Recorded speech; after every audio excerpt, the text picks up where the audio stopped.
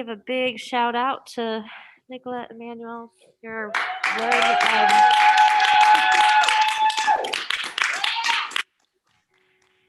This is a creator that I've had the pleasure of workers in this journey over the last few months as we figured out what the heck we wanted to do with this time, and the urgency has just been a true pleasure in being inspired by your courage. And so thank you. She's on, I'm looking over here. I know she's on her computer. We're going to try to figure out. Yeah, here, let's bring this space over here. And that way you can be here. Sorry if that's loud, everybody. So, you want to be here? I'll hang out here. We have a couple of other artists in the space as well. So, Nicolette, special moment, and then we'll pass around to the other artists to introduce themselves. Magic moment is how I always like to go. Before we get there, in full disclosure, everyone, we're live on the Books of Face and the Facebooks and the YouTubes and stuff. So,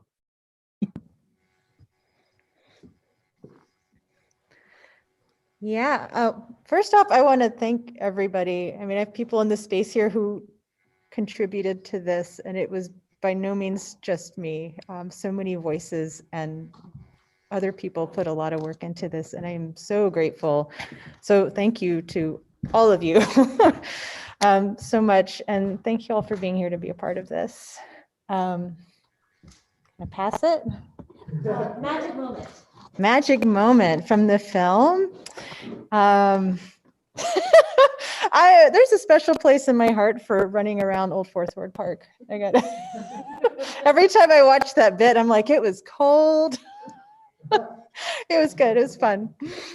And the camera work came out so amazing in those scenes, by the way. Yes. Come up here because this light isn't working down there, and I don't have a chair. And so I should. We haven't done tech for this post-show talk back. No, yeah, I think you're okay. I'm still muted. Okay. But I did see several of the other artists. Give a shout out to Tia Davis. Is with us. She is our director of cinematography. Here, we can change this view so we're not just. There she is. Oh yeah. But bring up your sound so we can hear. She's why that footage in Old Fourth Ward Park came out so wonderful. I was like, we gotta do it in one take. We don't gonna make a run once, just once. Oh, I did it. So Tia, tell us what you did in a magic moment.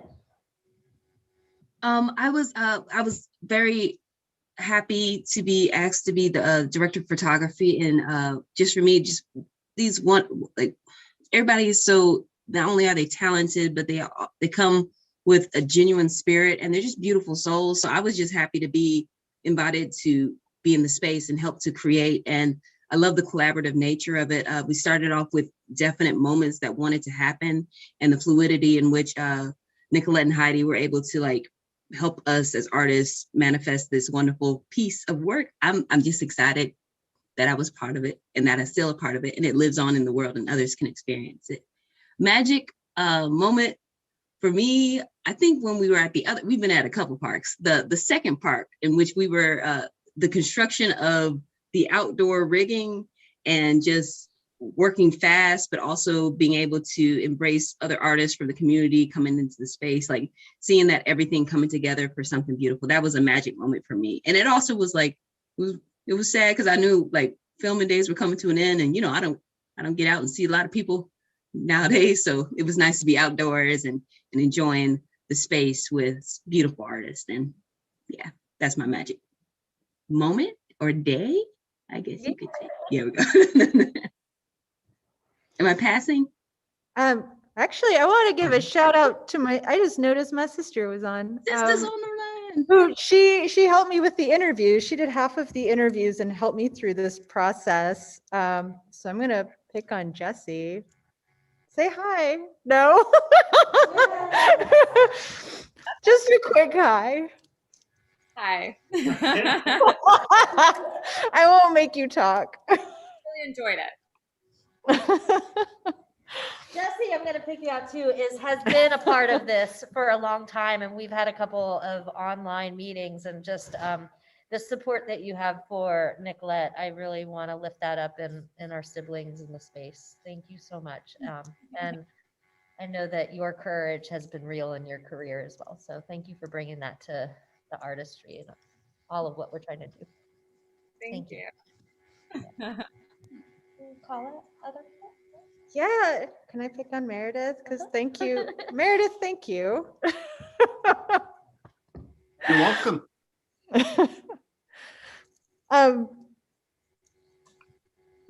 Do you have a magic moment, Meredith? Meredith, who are you? Yeah, will you tell everyone who you are? I mean, I know they saw you. Yeah, I'm Meredith Gordon, actor, clown guy here in Atlanta. Yeah, it was interesting. I've been telling a bunch of folks that like I was involved in this project over the past couple of months ago, and it was really kind of refreshing to kind of just be a cog in the wheel. Nicolette, it was kind of like Nicolette's vision and her project, and I was glad to be asked to be a part of it. And also, it was nice to kind of be able to come in and contribute and not have to kind of be, to kind of like steer everything, but just to kind of like follow her direction and kind of like help her vision, do whatever I could to help her vision come to be. I will say it was notable for me in the filming that we did. I mean, obviously we just did this a few months ago, and we did it in the midst of COVID, and COVID was always kind of like the third or fourth character in the room, I kind of felt like. But watching it, I didn't sense that. And I guess that's just because the nature of how it all comes together. And when it comes together, it's, even though we were obviously following protocols, but it wasn't present necessarily in the making, because there were interviews and quite a few solo things and other things where we were kind of, I was on stilts for part of it, even though I was still wearing a mask. But yeah, it was a lot of fun, and I'm really grateful to be a part of the discussion and to be a part of this art project. So thank you, Nicolette, for making that happen.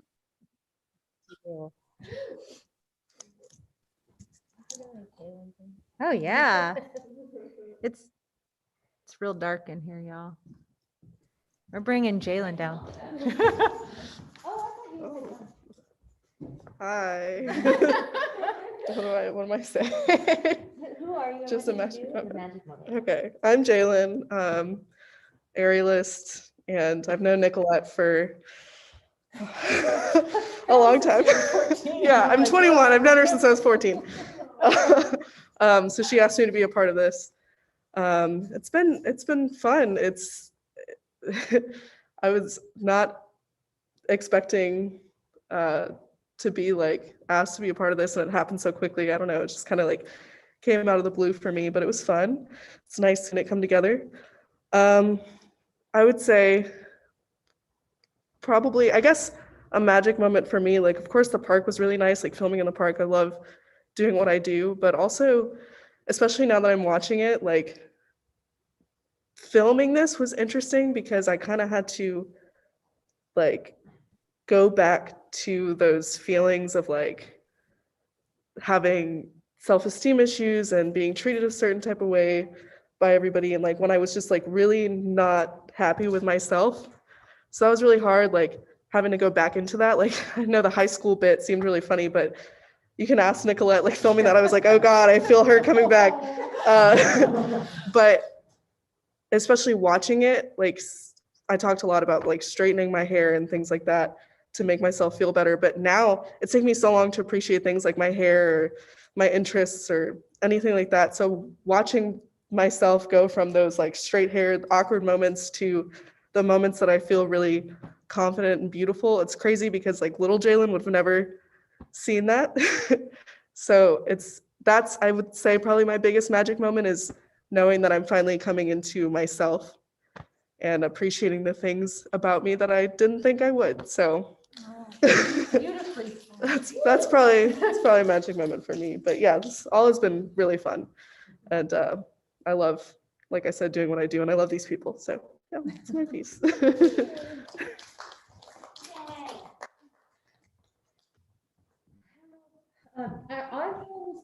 Yeah, Arthur was on here. Oh yeah, I'm here.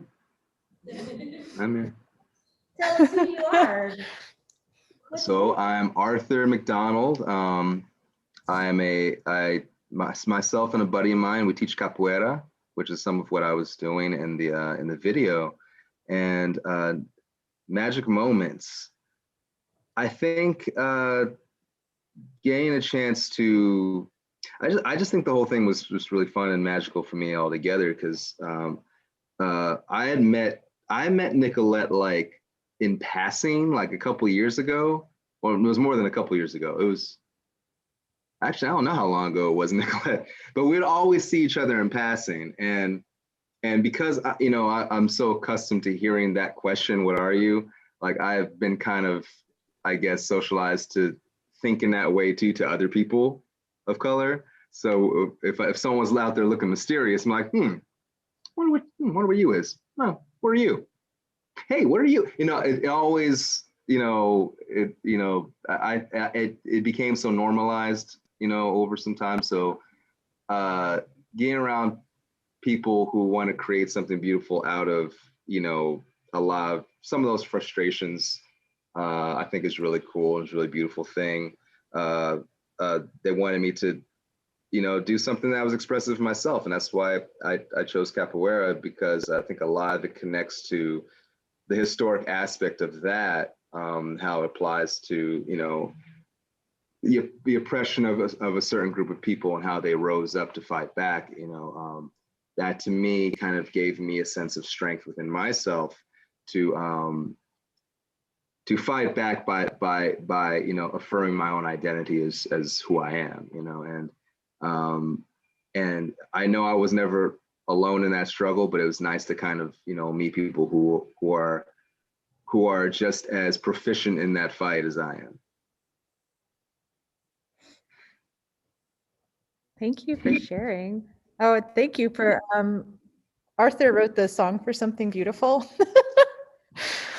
So thank you for giving that to the project. And Sure, I wasn't using it for anything. I was like, this might be a good time to use it. So we had to make it 8 minutes and some long. See, if I had known that, I would have given you an epic. But I don't think we knew that.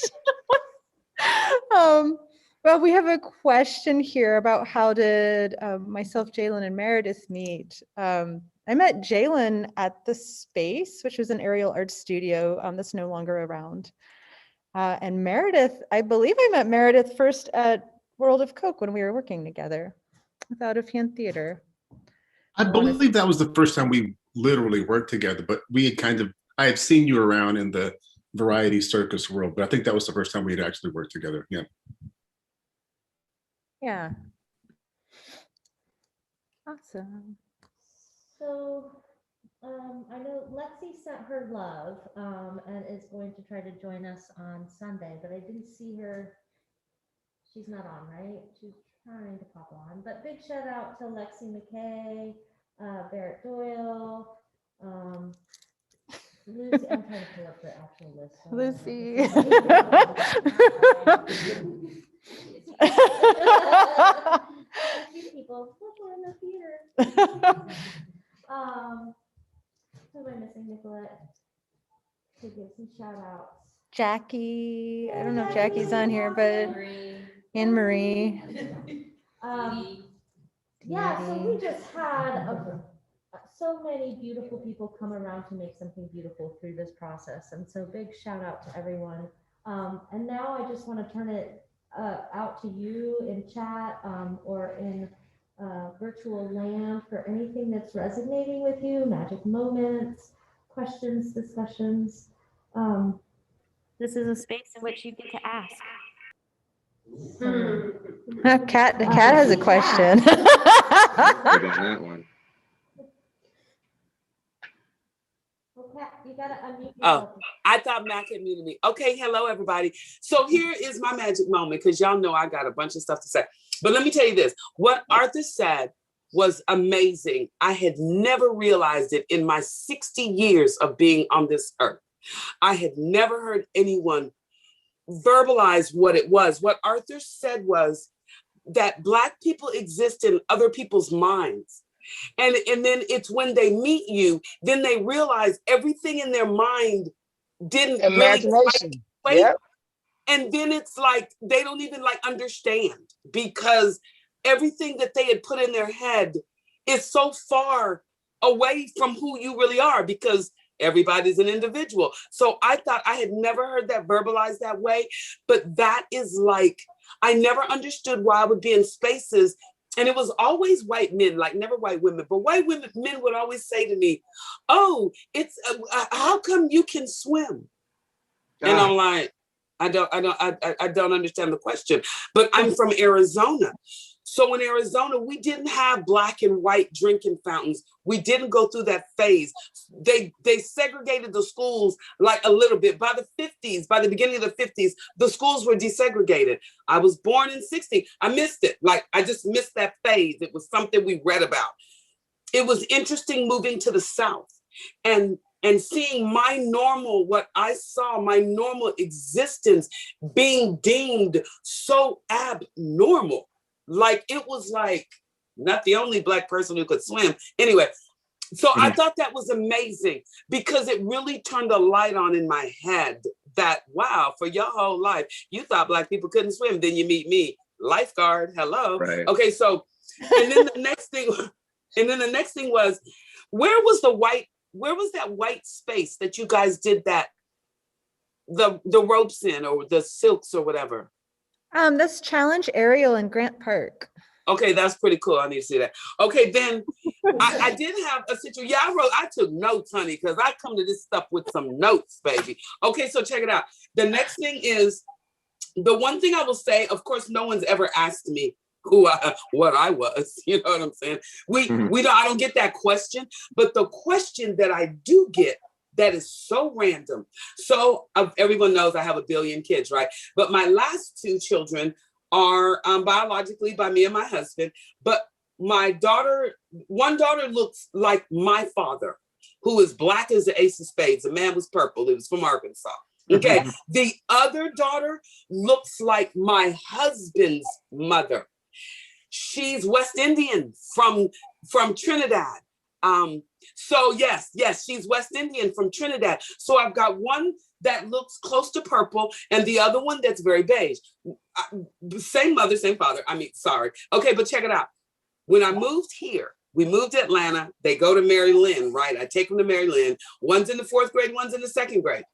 I send the 4th grader in. Like, now they kind of know us a little bit. We've been there a few weeks. The 2nd grade teacher knew me. I told the 4th grader to pick up your sister on your way to the car, so I don't have to get out of the car, right?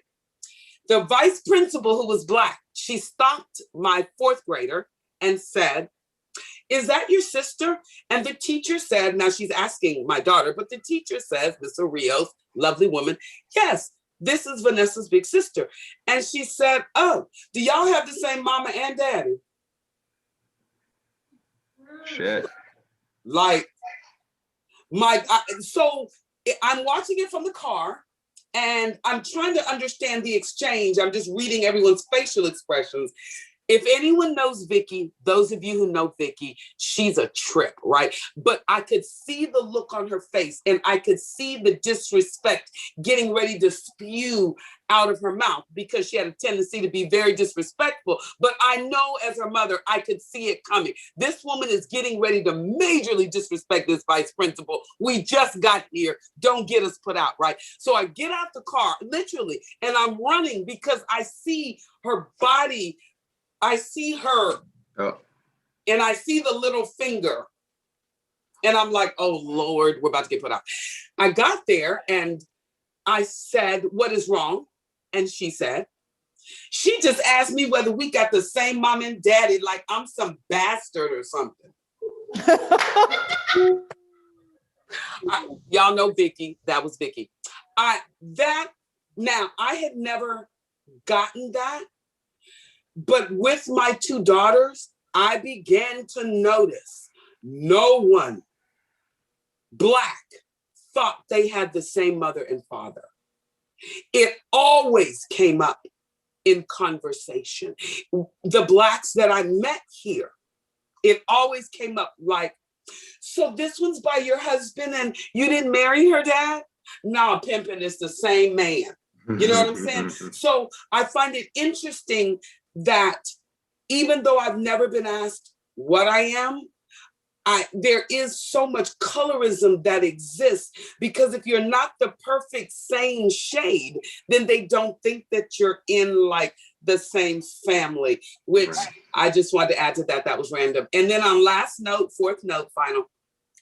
It's great seeing Arthur in the space. You know, I know Arthur from another space. So when I saw Arthur on the Zoom, I was like, there go Art. Hey, dude. And then when I saw him in the thing, I was like, right on. I love to see people create that I didn't know was creating. So shout out, Arthur, man. It is so cool to see you on this, dude. Oh, thank you so much. And I wanted to add something to like the statement that I did that I made in that interview. Can you guys hear me? Yes. Okay. The statement that I made in that interview actually I got from D.L. Hughley, because D.L. Hughley wrote that in one of his books. And yeah, absolutely. He's actually, he's mentioned that a number of times on different interviews, particularly on Vlad TV. And that one just really resonated with me so much. And, you know, because it really showed how that's kind of a way that we as Americans in general are kind of socialized. We're kind of, Dave Chappelle also mentioned that too. We're kind of taught to think in matters of race when it doesn't. It is even when it's not really appropriate to do it. You know what I mean? It's just like kind of a knee-jerk reaction that we're kind of like socialized to think about. And so, so I was definitely pulling from DL, and I was definitely pulling from Dave Chappelle on that.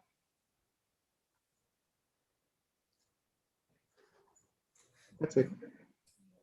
Can we just pop in, or are we waiting for our hands to be raised? What you doing with it? Go for it, too. Okay, so like there are a couple of things. It's very beautifully shot. I appreciated like the outdoorsy parts, because you know I don't think that I'm enjoying outdoors as much as I used to enjoy outdoors. So the idea of people like, and you're out. And you're still, you know, being safe and distance, and you're, you know, like living your best pandemic, I guess, but like just out, like being out. So that kind of freedom spoke to me. The juggling, Meredith, with the hats just always put me in this place of like, there's so many hats that people of color wear. And just knowing when to switch those hats or when to code switch that voice. Which is also some of what I was hearing in the interview processes and in the curl game. You know, I mean, we code switch and we wear different hats, and we're not even aware that we're putting them on. You know, I think that every person that is othered or a person of color, or like we have like this sixth sense of, I can read the fucking room. I'm gonna stop cursing. I'm probably not. I can read the room, and I know immediately in the reading of that room which hat, which voice I need to put on, right?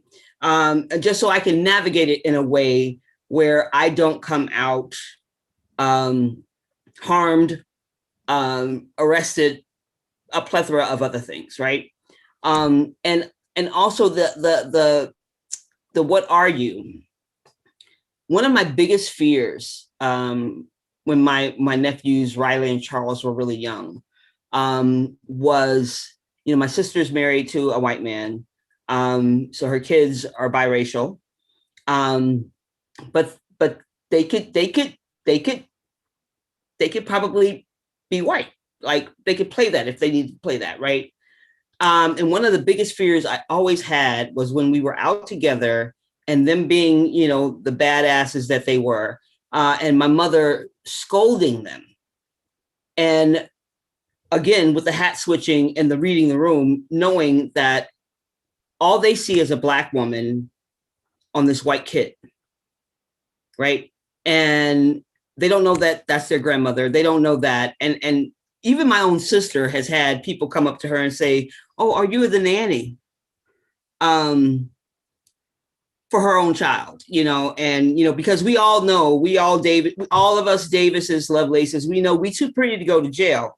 So we have our code switching gear on, right? But I think the idea, like that whole idea of being here and simultaneously not feeling like you're here, but also being seen, but also being ignored. It's such a mind.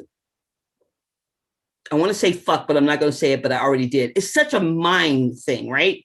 And getting out of your own way to kind of figure out how you move in all of that. That's kind of the movement that I felt with everything that happened in your production. Thank you so much for sharing that. I'm going to make sure that I put it out that so more people see it, so I don't have to have the conversations. It's like, hey, look, you got eyes, watch this, and then engage some things and then be better. All right, I'm done talking.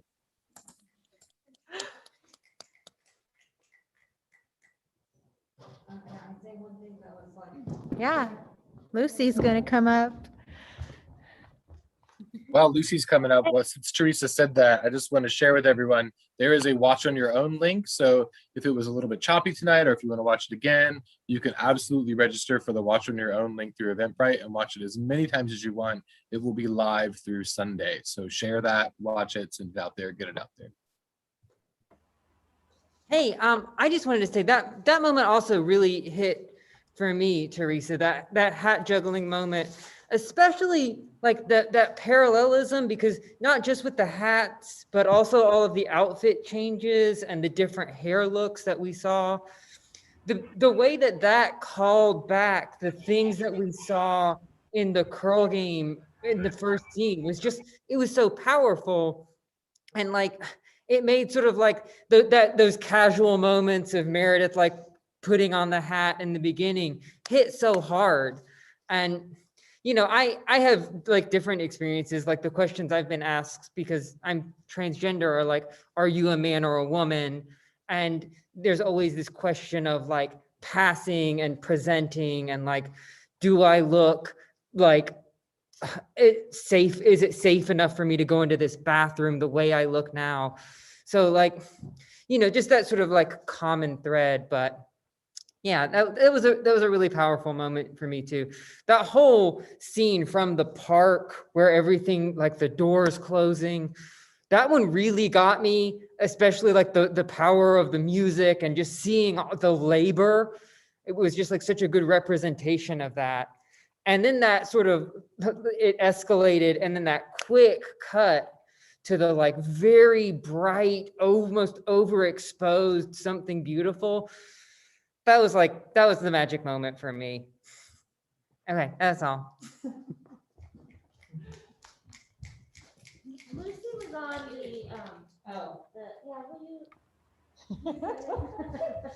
I was the unicyclist.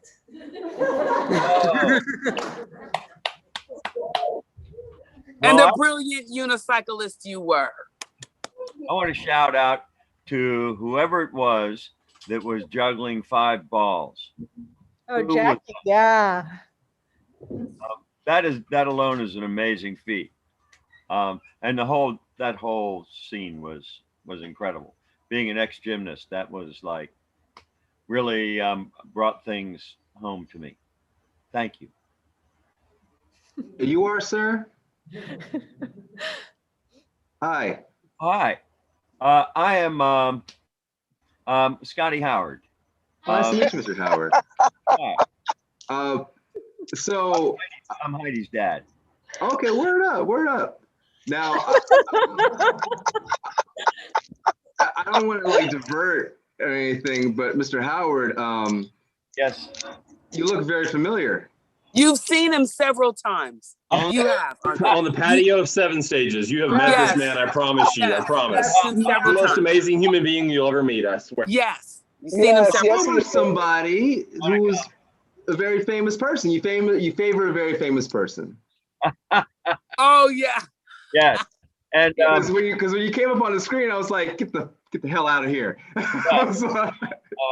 well, absolutely. I appreciate that perspective. I've had a lot of fun with that. That's awesome. Away from where we are, but he's much nicer. But it's always nice to have some Playboy bunnies around next to I'm sorry. I didn't mean to throw that out, man. I'm sorry. And, like we're just doing a thing about what are you, and I just totally messed it up. Okay, so I will tell you that I have been called out on my Hugh Hefner lookalike for about 30 years. And it's been crazy. People will walk by me and say, "You have," and people have come up to me as early or as late as So I'm year- gonna can help it, pull guys. it back around to some of the questions in the chat to All make right. sure that every voices get heard. I'm gonna But mute y'all mine can now. chat offline about my dad winning Hugh Hefner contest. Mariam asked earlier, this asked so much vulnerability from all of you. After watching it, how do you feel? And I think that that's open for any of the performers.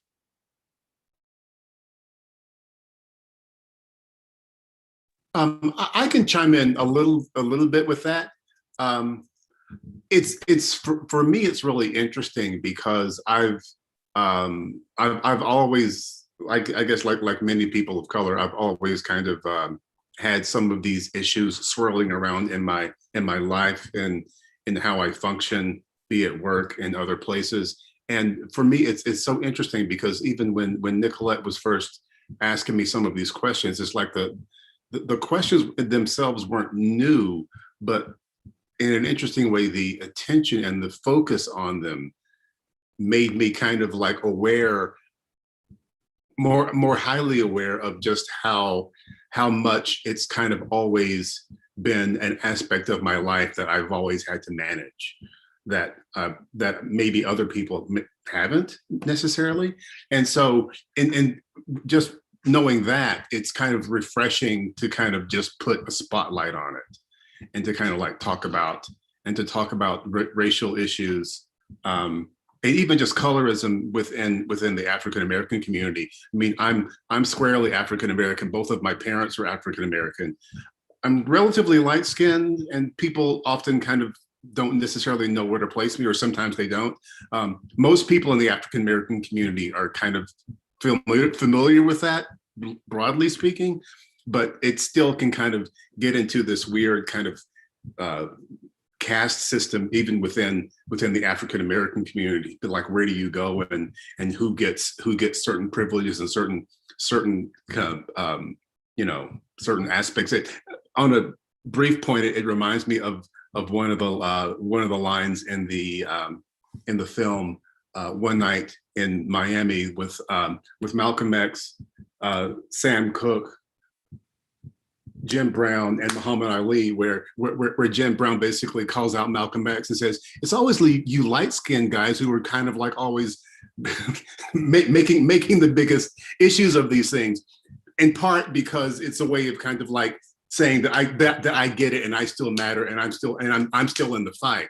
And it's just, to me, it's just interesting how even within the African American community, for me, someone who's like squarely African American, who grew up in an African American church, was, it's still an issue. And so I know that there's all kinds of shades, no pun intended, to this, but I'm grateful for Nicolette for just introducing the topic and the issue, and just glad that we're having it.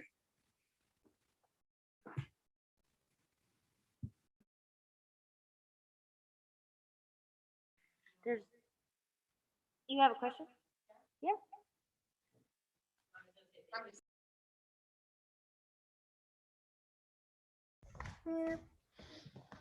Hi, friends. I have a question for anybody in the audience, anybody that participated in the film.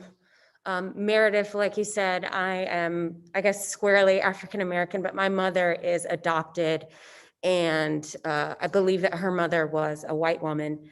And when did you all know that the question of what are you was traumatic to you?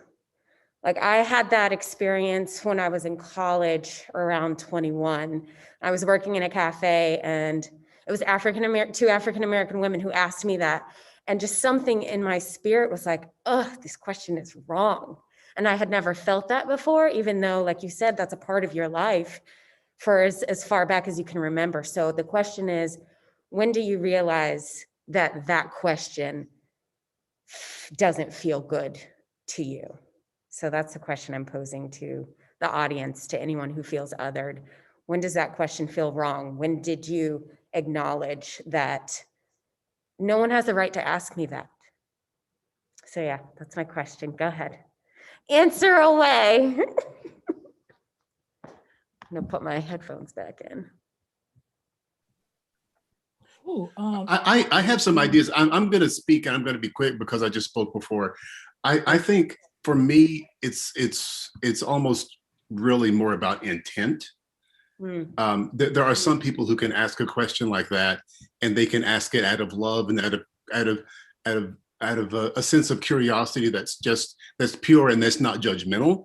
And then there are some people who can ask about it because they want to know where you are in their caste system, and they want to know how much respect you deserve. And in some ways, I think it's kind of, without going too deep into this, I think it's kind of a way of, in the same way that some people can use the N-word within your community, and then there are other people who can use it as an accusation.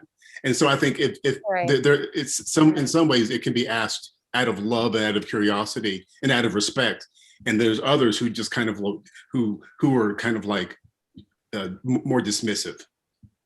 So when did you realize the difference? The difference between the two? Like, how old were you when you had that conscious moment? My chime in on this one? Sure. Well, I would say that, I mean, I definitely remember when it started to really bother me. I don't remember the first time it actually was asked to me, but I do remember when I first started becoming more aware of it was when I was in 3rd grade, and that was coincidentally when we had a really big move. We moved from California all the way here to Atlanta. And first we were living in College Park, and I was going to school at Love T. Nolan for 3rd and 4th grade. And at first I get there, I've been so accustomed to being around like a very, very deep mix of people, all throughout up until like 2nd grade. And to where it didn't really seem like there was, as far as the population in the classrooms, you didn't really feel like there was any minority or any majority.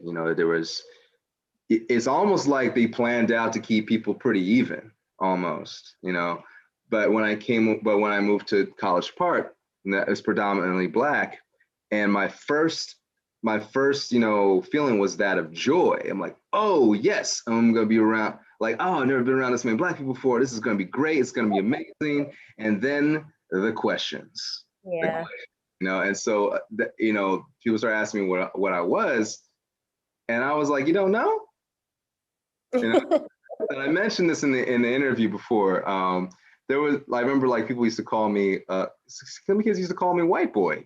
And it wasn't just because I was light skinned, it was because of how I spoke. I didn't have a Southern drawl, and I didn't have, what they would attribute to being, Black speak or Ebonics, even though that wasn't really a term at the time. And so that, and also I was from California, so it's like in their minds they thought that it's just white folk in California. I guess they weren't know about NWA, so but whatever. But yeah, it was just really weird. And then what made it even worse is that there was a kid in my class who was like mulatto, like half and half, and he had like green eyes. He had like big curly hair. They didn't say shit to this kid. No, forgive my language. They didn't say anything to that kid. They left him alone. He was cool. Yeah. He had just one gold chain more than I did, I guess. I don't know, but it was really, that's when I started noticing it. And then, we moved to Jonesboro, and not Jonesboro, but Riverdale. I started going to school over there, and there was slightly more white out there. And it was, I don't remember encountering that in 5th grade so much, you know, being around such an even, you know, an even like number of majority, you know, there was no really majority of what this, that, or the other really. But then when I got to middle school and high school, I went to a Christian academy in Morrow, and that was predominantly white, well, at least from 6th grade up. The lower grades were very mixed, but from 6th grade up, it's predominantly white. And so I got the questions all the time from people who already gave the answer to, that they just weren't satisfied with the answer. And it's just like, dude, like, well, I don't know what else, I don't know how far you want me to dig. Like what, but you know, that's around when it started to kind of like really get to me, was really when I first moved here.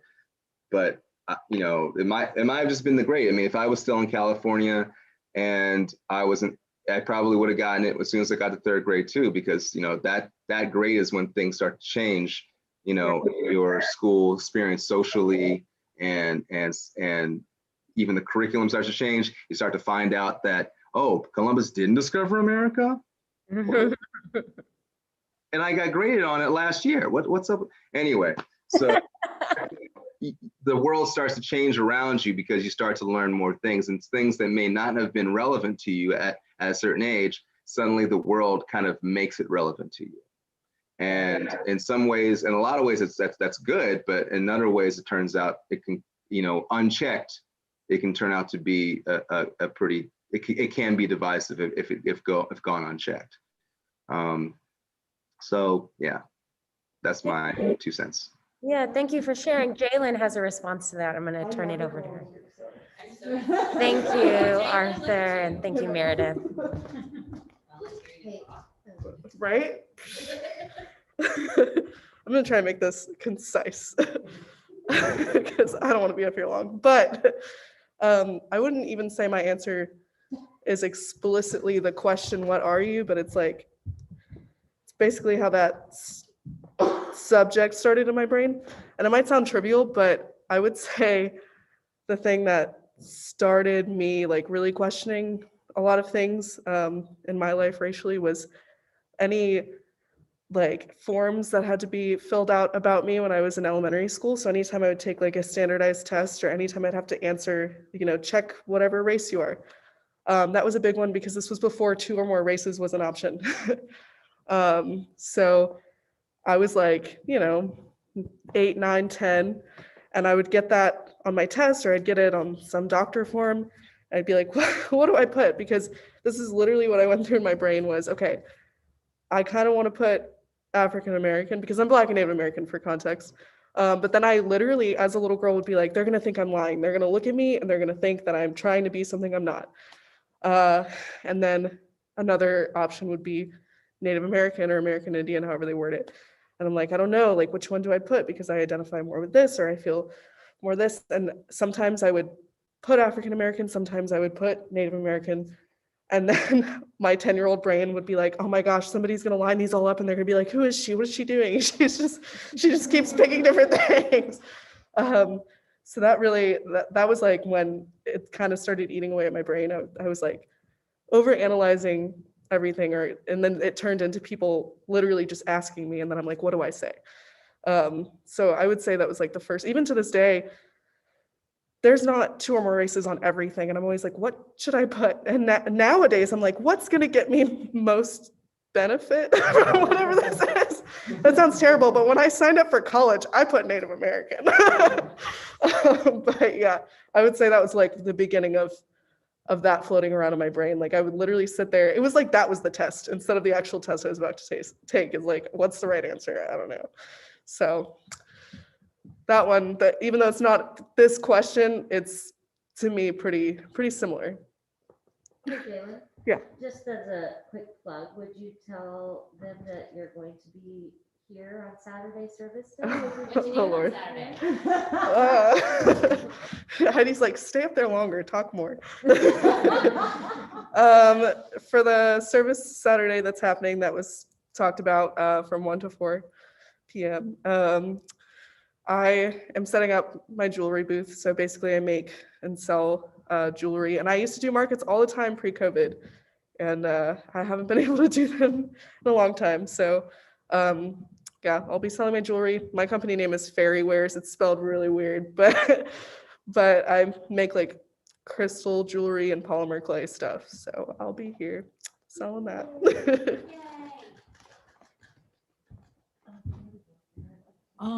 If it's okay, I was gonna jump in and answer a question or 75 of them. Because I know there's a couple of questions.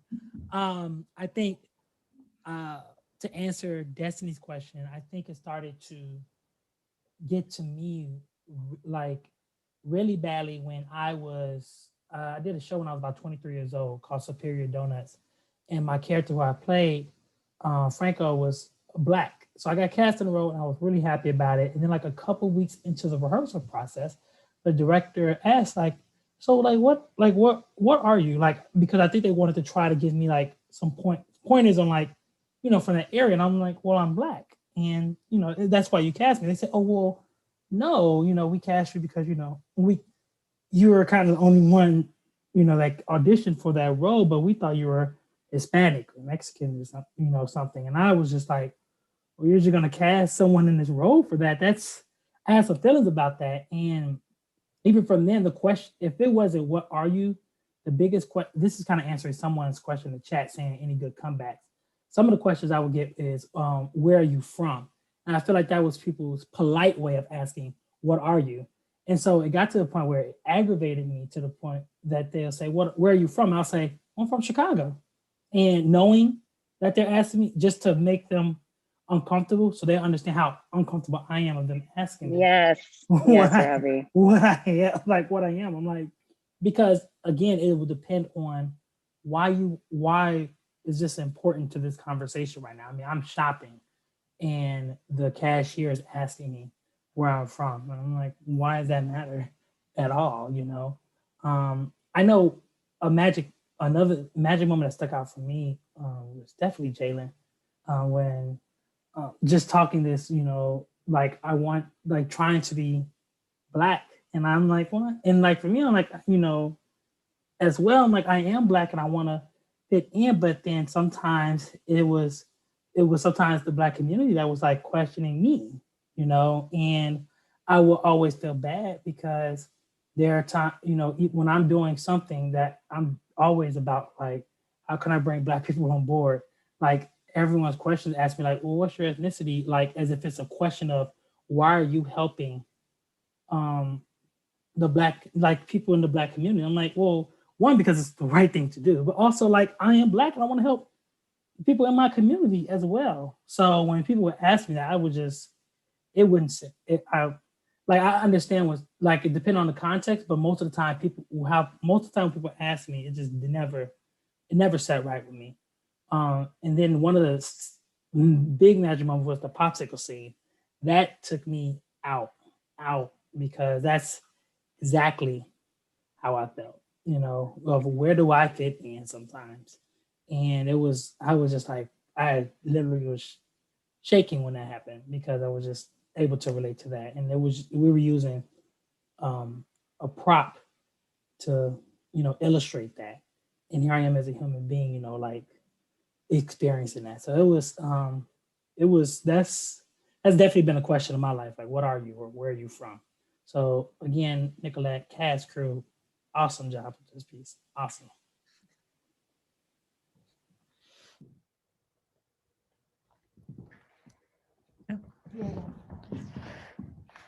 Thanks. Shout out to Robbie, one of our teaching artists. Hey, Heidi, can I jump in for a minute? I just have to say something about what Robbie just said. I thought that scene was amazing. I think the representation of that was absolutely beautiful. And you said something with where are you from? And I'm as white as they come, right? Look, I don't know how bright the lights are. Like, I'm English, Irish, Dutch. I'm as white as they come, okay? This is not a question I've had in my life. And I find it very ironic that a week and a half after we filmed in Old Fourth Ward Park, where I play, white privilege. I play the personification of that. And a week and a half later, I'm at the store after getting sun in the park. And someone asked me when I went to go pick up my groceries and I go get a sandwich, someone asked me, "Where are you from?" And I said, "What do you mean? Here? I live here. I don't know." She said, "No, are you?" And this is what gets me. There was a line in the show tonight. I think it was, "Are you Italian or Iranian?" And that's what she said to me. She said, "Are you Italian or Iranian?" Like, I'm Irish, Dutch, English. I'm as white as they come. What are you talking about? No, I don't understand. No, I mean, I get sun well, but no, I don't know. Why is that a thing? And so to answer your question, Destiny, that's when I realized it. A week and a half after doing this, someone asked me that question, and the timing of that I don't understand. The universe is amazing. I don't. But I'm glad you experienced that, Josh. No. Well, it makes you feel better. I never know what you are. We just love you. I got nothing. Yeah, I never thought to ask, honestly. And to have that one time in my life, and I just think I don't understand how you could. What is the point of asking that question? Why are you doing it? And for people to have to go through that their entire life.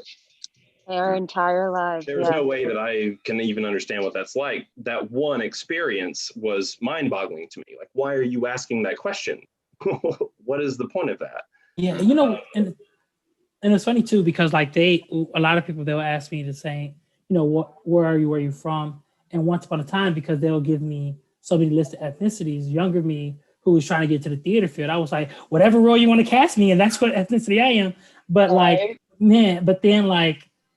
when you get the list, you're just like, man, it's like, for me, it was like, man, like I'll get everything, but the ethnicity I'm proud to be, honestly. And that, I think that's where just really crushed me. I'm like, oh man, like I'm proud to be Black. Like, and you don't get to be the part you deserve to be. Like, you get to be the part they want you to be. Yeah. And, like I said, young actor in me was like, book me. I was doing background work for all this, whatever you needed me. But then it was just like, it kind of hit, so yeah. Also, I have to say, Arthur, Kat, I have to echo what Kat said. When you started doing capoeira in that scene, I was like, I had no idea. Are you kidding me right now? What? Yeah. How have you not done that on the street right in front of Java Lords? There was a couple times. You just missed it those days. There had been spotty moments over at Java Lords. Usually if I was over there, I was probably having a bit of whiskey, and it's probably not the safest thing to do after having some whiskey. And I can attest to that from college. Me and my friends used to do that a little too often. We'd go drink and then we'd play capoeira. But yeah, I've been doing it for a long time. It's funny because when we were shooting, Nicolette and the crew will probably tell you that there were a couple of days where my knees were actually really bothering me. They were getting a little swollen, and so there was a couple more things that I wanted to do, but I was like, I'm gonna take care of myself. I'm gonna do what I know I can repeat, and they really helped me out a lot through that, just kind of getting me in the right mindset as far as giving me some positive feedback and some good direction. And but yeah, it was a lot of fun, man. It was a whole lot of fun. I really enjoyed working with everybody. I love seeing everyone else's stuff, because I had never seen Nicolette do her thing before, and I didn't know she played cello at all. And I was like, you do what? And then she was playing In the Sling, and I'm like, what? And then, homegirl in the Lyra, and I was like, I'm just around. How do you get around people like this? Just out of the blue. It was just so much fun to be included with such talented people. Honestly, thank you again so much, Nicolette, for putting this thing together. So, yeah, so out of the interest of time, this is certainly the beginning of the weekend of events to be able to connect through these conversations. Nicolette said something earlier with these conversations in making it the space in which you can ask the questions so that these conversations can happen so that it doesn't happen at the grocery store to those that continue to hurt. So I don't know if you want to speak a little bit more on that. Yeah, because we'll be online tomorrow and Sunday. But yeah, a big part I of can these. talk those details, but yeah. Oh, yeah, yeah. Okay. A big part of the goal of this and to have these conversations was like, if you have questions, like, please ask us. There are people who are here who are willing to talk and listen and respond. And it really was, because I'm just like, if I could prevent one poor person just minding their own business at the grocery store from getting harassed with a question, I will feel like I have succeeded. So yeah, ask away. We'll be here tomorrow and Sunday. There was the question in the chat about what kind of comebacks you've come up with to answer that question. That's a really interesting topic that we'll continue to bring up throughout the weekend, as well as this idea of geography that Mac brought up, and it's something that Nicolette and I have talked about in what location different people pass in different ways, and how people are identified and pointed out. And so those are both really, really valid parts of our conversation. We have so many points of access for that. If you are, for some reason, unable to join one of these conversations, you can shoot us an email through the website or contact me directly. I can get in contact with any of these artists and make sure that these vital conversations continue to happen so that we can all learn to be better and come together through it. Yeah. Yeah, and if you related to this prompt and you want to share your story with me, I would love to interview you. So also, yes, and thank you.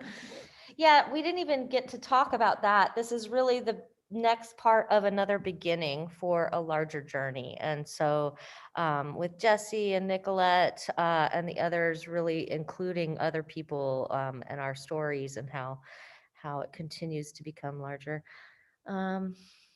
Yeah, so you can still get the anytime tickets starting now all the way through Sunday. Tomorrow at 5 o'clock, join us online for the free form conversation. And then Saturday in person, we'll jump online a few times as well for our Saturday service day. And then our Art of Activism at noon on Sunday. Many of our artists are invited as VIPs, as well as some other community members will be joining online for a conversation. It's so good to see so many people's faces. I think we're okay to sign off. Yeah. Yeah. Give yourselves big claps. Yeah. Hug yourselves. Make sure to spend some time outside and giving self-care to yourselves and those that you love, and sending the energy out into the world, because we need as much of that positivity as possible as we continue forward. Ciao, y'all. Have a good night.